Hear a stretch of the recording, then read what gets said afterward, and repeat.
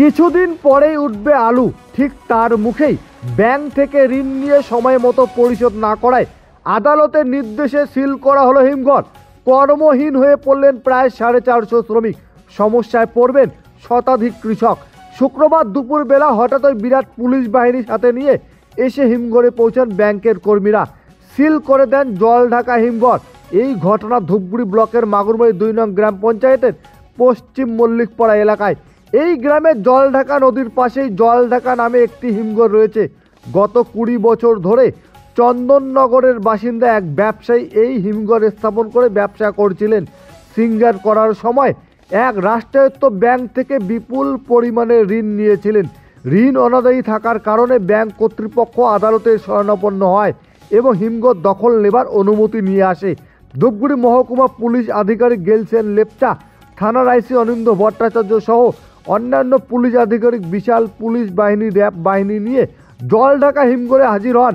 প্রথমে হিমঘরে মালিক কর্তৃপক্ষ গেট খোলেননি, ভেতর থেকে তালা মেরে হিমঘর ছেড়ে পালিয়ে যান। পরে বাধ্য হয়ে ব্যাংক কর্তৃপক্ষ প্রাচীর টপকে হিমঘরের ভেতরে ঢুকে গেটের তালা ভেঙে গেট খোলেন। এরপর পুলিশের উপস্থিতিতে গেট সিল করে দেন। এই হিমঘরে অফিস কর্মী ও শ্রমিক সহ প্রায় 4 শতাধিক মানুষ কাজ করে জীবিকা নির্বাহ করেন। জানা গেছে অনাদায়ী ঋণের পরিমাণ 15 কোটি টাকারও বেশি।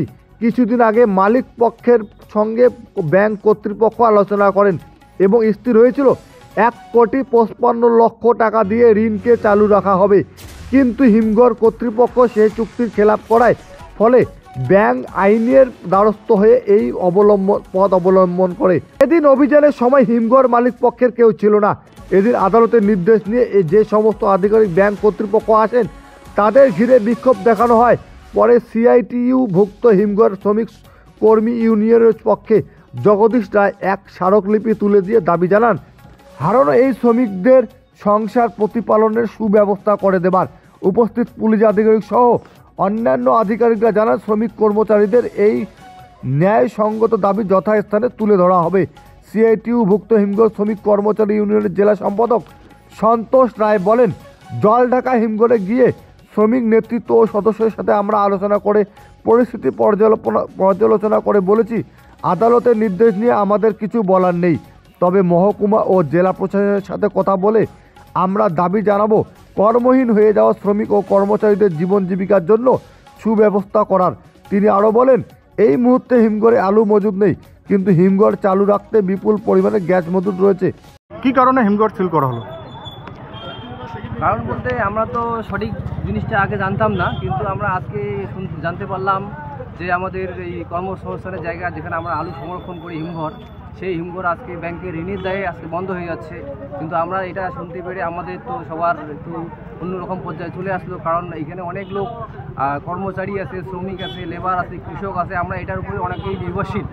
এখন সেই হিমঘর যদি আমাদের বন্ধ হয়ে যায় তখন আমরা আশেপাশের লোকজন এবং আশেপাশের আমরা যে কর্মচারী কৃষক আমরা আলু যে চাষ করি, আমরা আলু কোথায় রাখবো, আলু আমরা কোন জায়গায় রাখবো সেটার ব্যবস্থা আমাদের নেই। এবং আমরা যে সমস্ত কর্মচারী এখানে কর্মরত অবস্থায় আছে এবং যে সমস্ত শ্রমিক এখানে আছে তারা এখন পেটের জ্বালায় কোথায় যাবে, কি করবে না করবে তারা দিশেহারা হয়ে আছে। যার জন্য আমরা সবাই মিলে বড় জোরে প্রশাসনের কাছে দাবি রাখছি যাতে প্রশাসন অতি শীঘ্রই এর ব্যবস্থা নেয়, এই কোল্ড স্টোর যাতে চালু হয়। যার জন্য আমরা প্রশাসনের কাছে বড় জোরে আবেদন রাখছি, আপনারা যত তাড়াতাড়ি সম্ভব এই স্টোর খোলার ব্যবস্থা করে দেন, নাহলে আমরা এই সাধারণ মানুষ একটা অন্য পর্যায়ে চলে যাবে। কারণ সবারই পেটের জ্বালা, কী করবে না করবে তারা বৃহত্তর আন্দোলনে নামতে পারে। এর জন্য বলছি যত তাড়াতাড়ি সম্ভব স্টোর ব্যাংকের ঋণের দায়ে বন্ধ হোক, সেটা আমরা রাজি, কিন্তু যাতে কীভাবে সেটা চালু করা যায় তার অতি শীঘ্রই ব্যবস্থা করবেন। আপনার কাছে আমি দাবি রাখছি। আপনার নাম? আমার নাম বিপ্লব রায়। কোন হিমঘর এটা? এটা জলঢাকা কোল্ড স্টোর। কি কারণে আজকে হিমঘর সিল করা হচ্ছে জানেন? শুনতেছি, আমি তো লেবার, আমাদের সাথে তো অত মানে গভীরভাবে আলোচনা হয় না। শুনতেছি ব্যাংক নাকি মানে হিমঘর মালিক নাকি ব্যাংকে লোন করেছে, তো লোন পরিশোধ করতে পারে নাই নাকি। তো সেটা তো ঘটনা হচ্ছে ওদের ব্যাপার। আমরা তো এখানকার লেবার, মোটামুটি 3 ঘরে 300, এমনি ডেলি লেবার নিয়ে বা স্টাফের কিছু লোকাল আছে সে নিয়ে 450 লোক কাজ করি। ঘটনা হচ্ছে এই হিমঘর বন্ধ হলে হয় হোক, এই মালিক থাকুক আর না থাকুক, কিন্তু বন্ধ হতে দেওয়া যাবে না। হয়তো ব্যাংক যদি নেয়, ব্যাংক অন্য মালিককে এইভাবে দেখ না, তাহলে আমাদেরও পেটটা বাঁচে, ওদেরও চলতেছে। আর একবার যদি লক করে ব্যাংক, তাহলে তো অনেক চা বাগান খবর তো পড়তেছি, আমরা প্রতিদিন সংবাদপত্র পড়তেছি, একবার বন্ধ হলে খোলানো কিন্তু মুশকিল আছে। কতটা অসুবিধা হবে আপনাদের? আমাদের 11 মাস কাজ চলে এখানে, 11 মাস আমরা কোথায় যাব? কীভাবে চলবে সংসার তখন? সেটাই তো বলতেছি। কি বললো প্রশাসন? প্রশাসন বলতেছে আপনারা বাধা দিবেন না এখানে। আপনারা কি চাইছেন?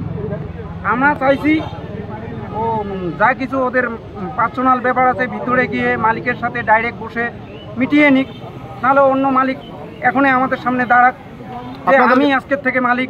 আপনাদের কি কোনো রকম লিখিত দিতে বললো? লিখিত দিতে বলতেছে। এখন এই লিখিত যে কবে খোলে, ওরা তো নিয়ে যাবে। কতগুলো শ্রমিক কাজ করে এখানে? 450। আপনার নাম? কৃষ্ণকান্ত। কোন হিমঘর এটা? জলঢাকা হিমঘর।